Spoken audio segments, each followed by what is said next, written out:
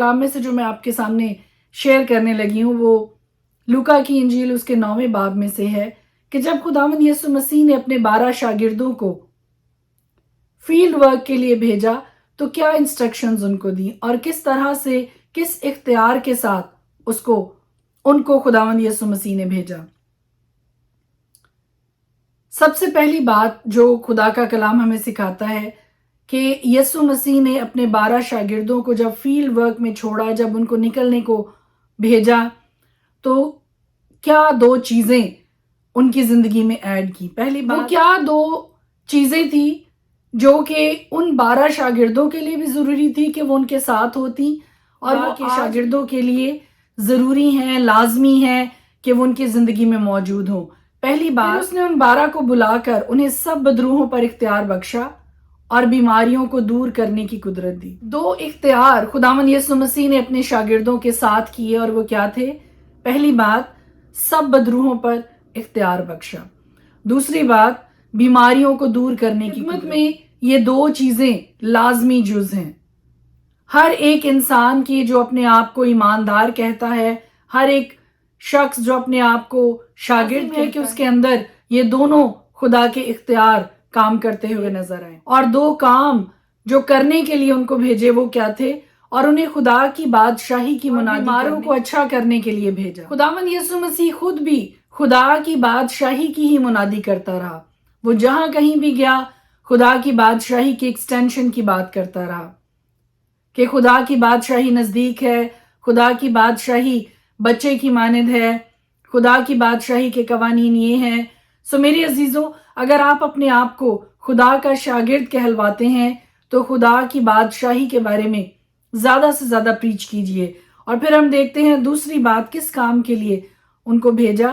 بیماروں کو اچھا کرنے کے لیے۔ اور کچھ انسٹرکشنز جو کہ خداوند یسوع مسیح نے اپنے شاگردوں کو دی وہ بہت ہی انٹرسٹنگ ہے، اور وہ کیا تھی؟ ان سے کہا کہ راہ کے لیے کچھ نہ لینا، نہ لاٹھی، نہ جھولی، نہ روٹی، نہ روپیہ، نہ 2 کرتے رکھنا۔ It's very interesting.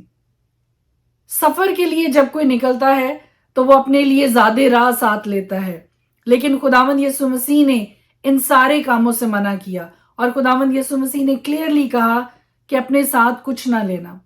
میں پھر سے آپ کے لیے پڑھنے لگی، لکھا ہے اور ان سے کہا کہ راہ کے لیے کچھ نہ لینا، نہ لاٹھی، نہ جھولی، نہ روٹی، نہ روپیہ، نہ 2 کرتے رکھنا۔ اور جانتے ہیں کہ ایسا کیوں کہا خداوند یسوع مسیح نے؟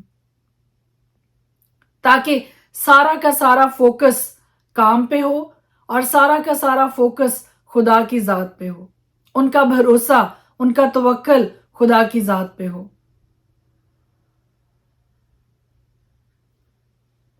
اور آج شاید ہم مسیح کے شاگرد ہوتے ہوئے، خدا کے ایلچی ہوتے ہوئے، ہم اگر کہیں نکلنے لگتے ہیں تو پہلے ہم چیک کرتے ہیں کہ ہمارے پاس وہاں تک پہنچنے کے لیے روپیہ پیسہ موجود ہے یا کہ نہیں ہے۔ اور یہی وجہ ہے کہ وہ سارے معجزات جو ہم خدا کے ان حقیقی ایلچیوں اور خدا کے ان حقیقی شاگردوں کی زندگی میں دیکھتے تھے وہ آج رونما نہیں ہوتے ہیں۔ خدا کی پرووائیڈنس جیسے اس کے شاگردوں کے لیے تھی وہ آج نہیں ہے۔ اور پھر لکھا ہے اور جس گھر میں داخل ہو وہیں رہنا اور وہیں سے روانہ۔ جس شہر کے لوگ تمہیں قبول نہ کریں اس شہر سے نکلتے وقت اپنے پاؤں کی گرد جھاڑ دینا تاکہ ان پر گواہی ہو۔ اگر آپ کسی گاؤں میں، کسی شہر میں، کسی قصبے میں، کسی گھر میں، کسی خاندان میں، کسی کلیسیا میں، کسی بھی جگہ پہ جاتے ہیں اور وہاں کے لوگ اگر آپ کو قبول نہیں کرتے ہیں تو اپنے پاؤں کی گرد جھاڑ دینا تاکہ یہ ان پر گواہی ہو کہ انہوں نے آپ کو رد کیا ہے۔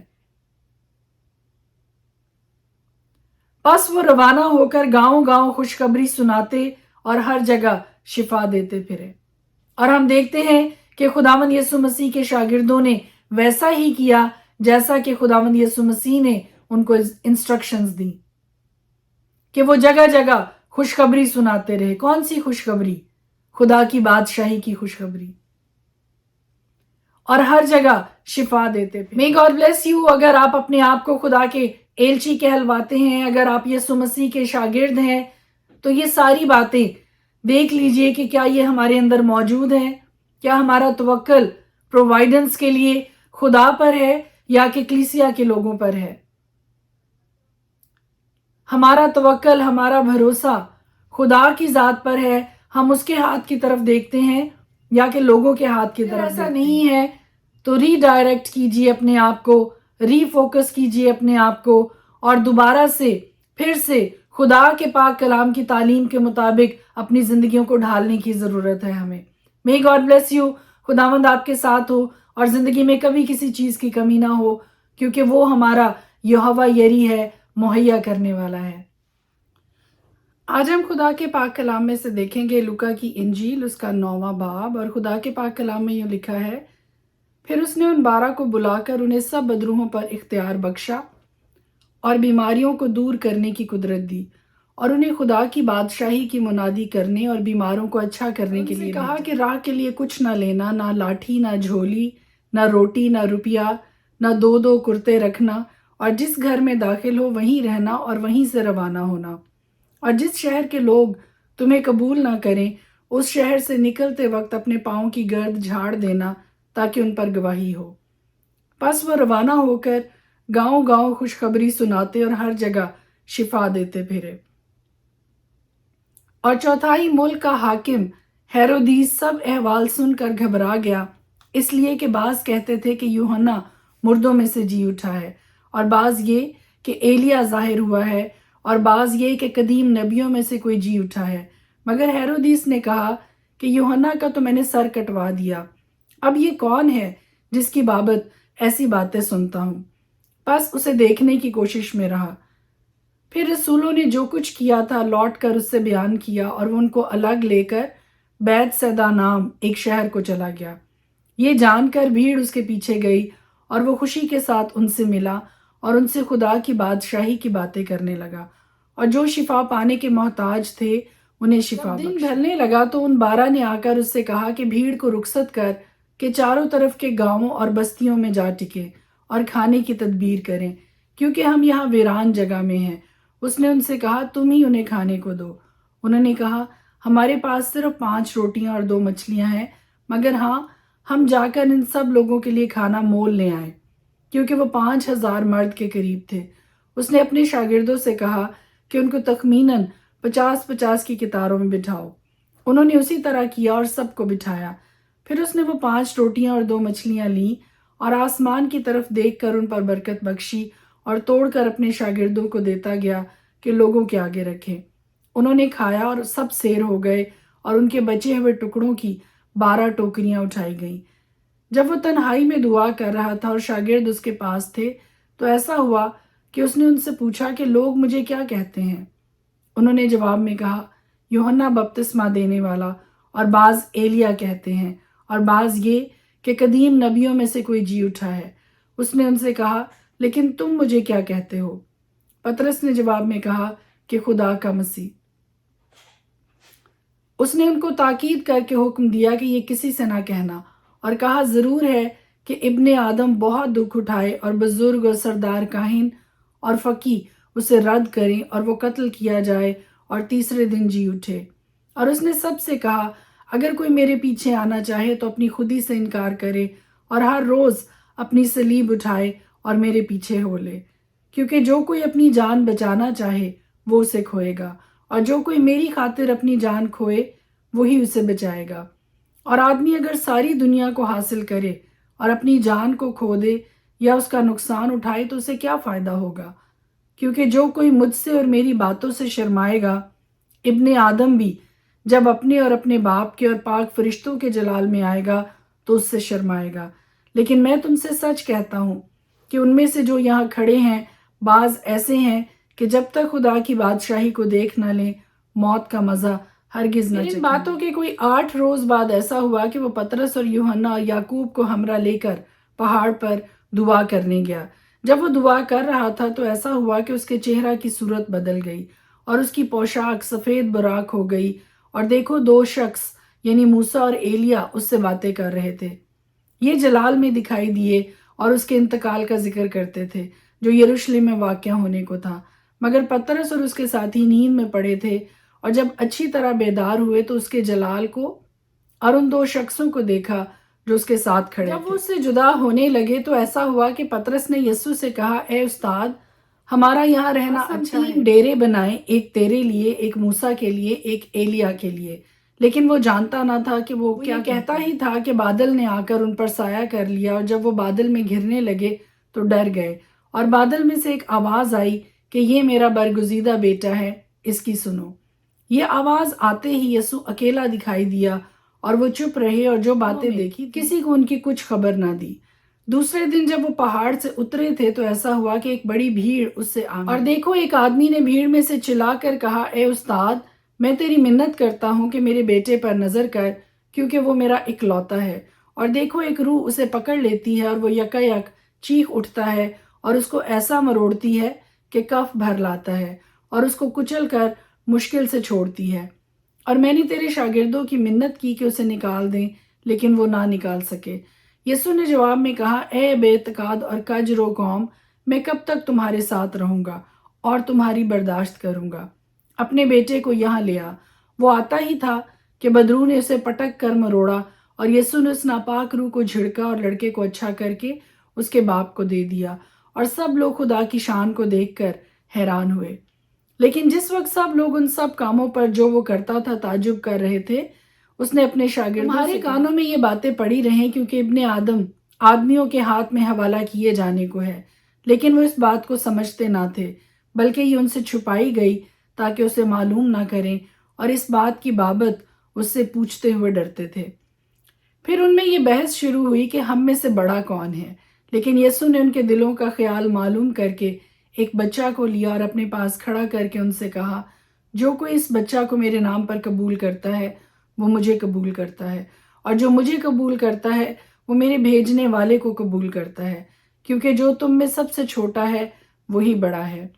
یوحنا نے جواب میں کہا، اے استاد، ہم نے ایک شخص کو تیرے نام سے بدروہیں نکالتے دیکھا اور اس کو منع کرنے لگے، کیونکہ وہ ہمارے ساتھ تیری پیروی نہیں کرتا۔ لیکن یسوع نے اس سے کہا کہ اسے منع نہ کرنا، کیونکہ جو تمہارے خلاف نہیں وہ تمہاری طرف ہے۔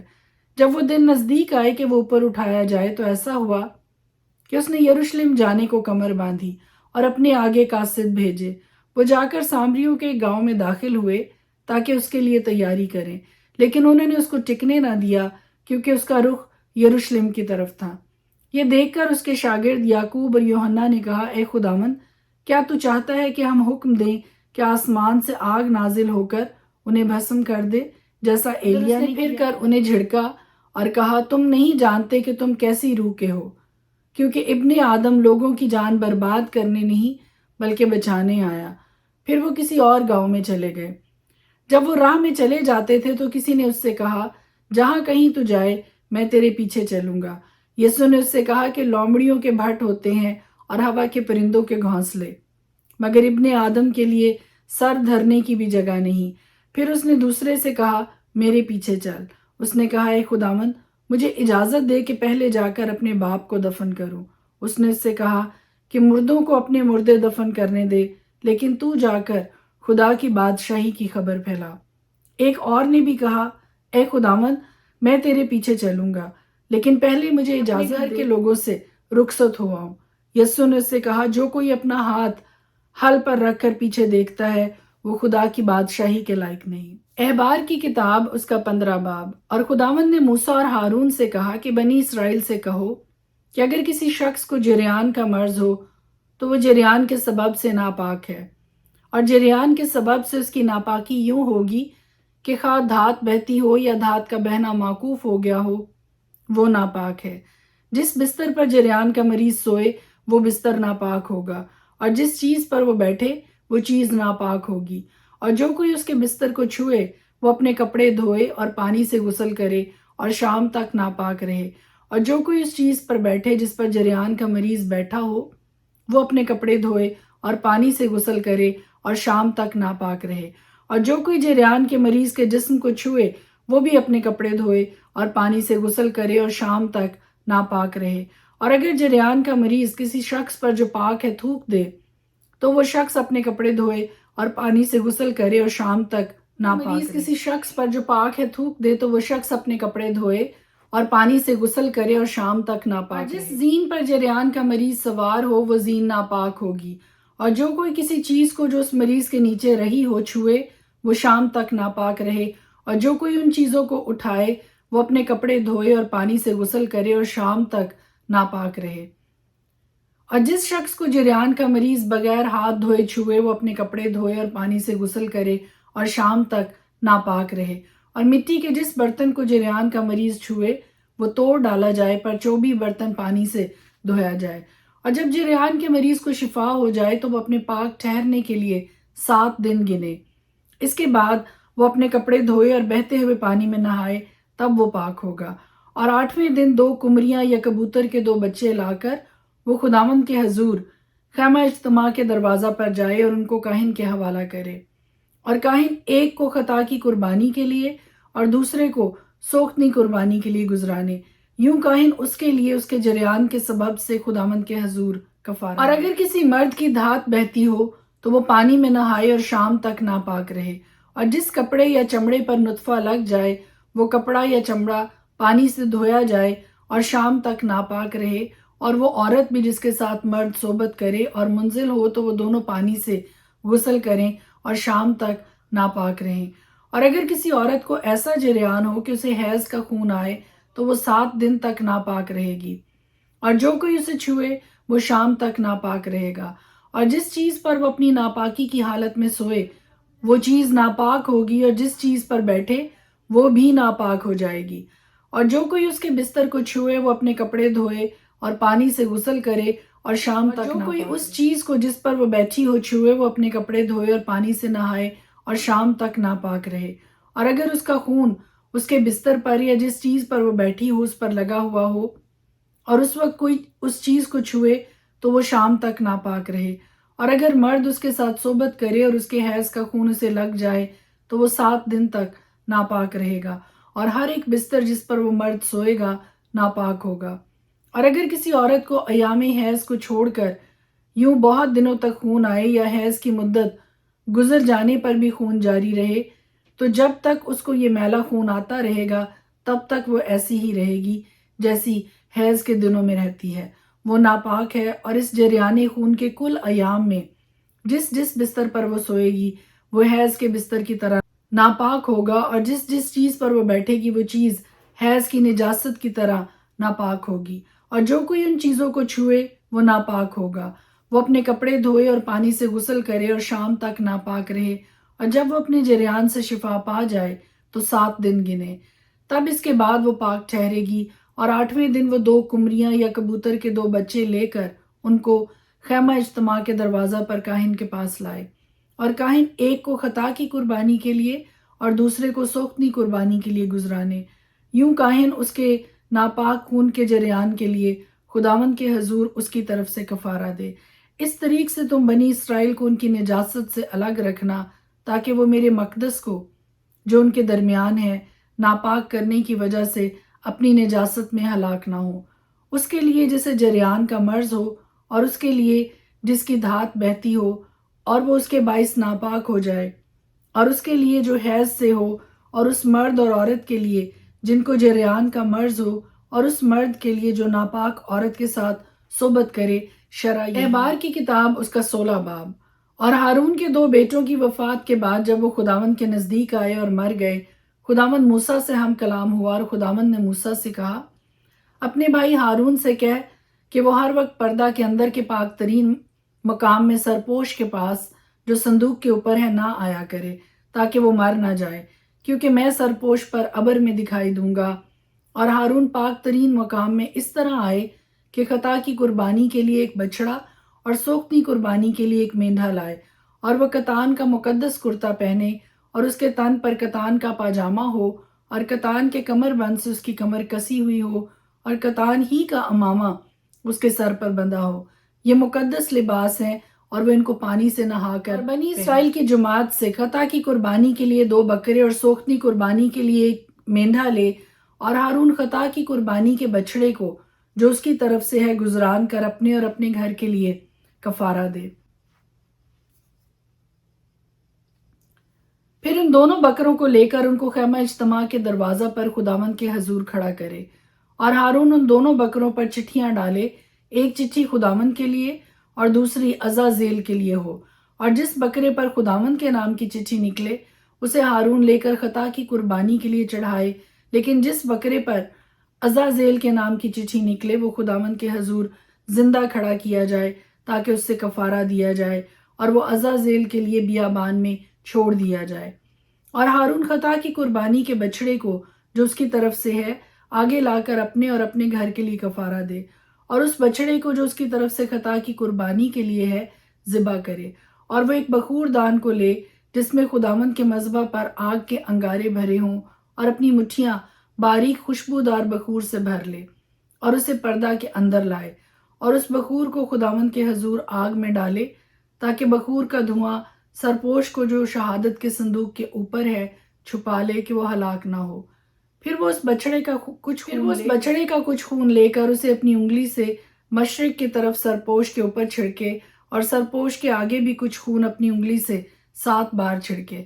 پھر وہ خطا کی قربانی کے اس بکرے کو ذبح کرے جو جماعت کی طرف سے ہے، اور اس کے خون کو پردہ کے اندر لا کر جو کچھ اس نے بچڑے کے خون سے کیا تھا وہی اس سے بھی کرے، اور اسے سرپوش کے اوپر اور اس کے سامنے چھڑکے، اور بنی اسرائیل کی ساری نجاستوں اور گناہوں اور خطاؤں کے سبب سے پاک ترین مقام کے لیے کفارہ دے، اور ایسا ہی وہ خیمہ اجتماع کے لیے بھی کرے جو ان کے ساتھ ان کی نجاستوں کے درمیان رہتا ہے۔ اور جب وہ کفارہ دینے کو پاک ترین مقام کے اندر جائے تو جب تک وہ اپنے اور اپنے گھرانے اور بنی اسرائیل کی ساری جماعت کے لیے کفارہ دے کر باہر نہ آ جائے اس وقت تک کوئی آدمی خیمہ اجتماع کے اندر نہ رہے۔ پھر وہ نکل کر اس مذبح کے پاس جو خداوند کے حضور ہے جائے اور اس کے لیے کفارہ دے، اور اس بچڑے اور بکرے کا تھوڑا تھوڑا سا خون لے کر مذبح کے سینگوں پر گردا گرد لگائے، اور کچھ خون اس کے اوپر 7 بار اپنی انگلی سے چھڑکے، اور اسے بنی اسرائیل کی نجاستوں سے پاک اور مقدس کرے۔ اور جب وہ پاک ترین مقام اور خیمہ اجتماع اور مذبح کے لیے کفارہ دے چکے تو اس زندہ بکرے کو آگے لائے، اور ہارون اپنے دونوں ہاتھ اس زندہ بکرے کے سر پر رکھ کر اس کے اوپر بنی اسرائیل کی سب بدکاریوں اور ان کے سب گناہوں اور خطاؤں کا اقرار کرے، اور ان کو اس بکرے کے سر پر دھر کر اسے کسی شخص کے ہاتھ جو اس کام کے لیے تیار ہو بیابان میں بھجوا دے، اور وہ بکرا ان کی سب بدکاریاں اپنے اوپر لادے ہوئے کسی ویرانہ میں لے جائے گا۔ سو وہ اس بکرے کو بیابان میں چھوڑ دے۔ پھر ہارون خیمہ اجتماع میں آ کر کتان کے سارے لباس کو جسے اس نے پاک ترین مقام میں جاتے وقت پہنا تھا اتارے اور اس کو وہیں رہنے دے۔ پھر وہ اسی پاک جگہ میں پانی سے کپڑے پہنے اور باہر آ کر اپنی سوختنی قربانی گزرانے اور اپنے لیے اور جماعت کے لیے کفارہ دے، اور خطا کی قربانی کی چربی کو مذبح پر جلائے، اور جو آدمی بکرے کو عزازیل کے لیے چھوڑ کر آئے وہ اپنے کپڑے دھوئے اور پانی سے نہائے۔ اس کے بعد وہ لشکر گاہ میں داخل ہو، اور خطا کی قربانی کے بچڑے کو اور خطا کی بکرے کو جن کا خون پاک ترین مقام میں کفارہ کے لیے پہنچایا جائے ان کو وہ لشکر گاہ سے باہر لے جائیں، اور ان کی کھال اور گوشت اور فضلات کو آگ میں جلا دیں، اور جو ان کو جلائے وہ اپنے کپڑے دھوئے اور پانی سے غسل کرے۔ اس کے بعد وہ لشکر گاہ میں داخل ہو۔ اور یہ تمہارے لیے ایک دائمی قانون ہو کہ 7ویں مہینے کی 10ویں تاریخ کو تم اپنی اپنی جان کو دکھ دینا، اور اس دن کوئی خواہ وہ دیسی ہو یا پردیسی جو تمہارے بیچ بود و باش رکھتا ہو کسی طرح کا کام نہ کرے، کیونکہ اس روز تمہارے واسطے تم کو پاک کر دیا جائے گا، سو تم اپنے سب گناہوں سے خداوند کے حضور پاک ٹھہرو گے۔ یہ تمہارے لیے خاص آرام کا سبت ہوگا، تم اس دن اپنی اپنی جان کو دکھ دینا، یہ دائمی قانون ہے۔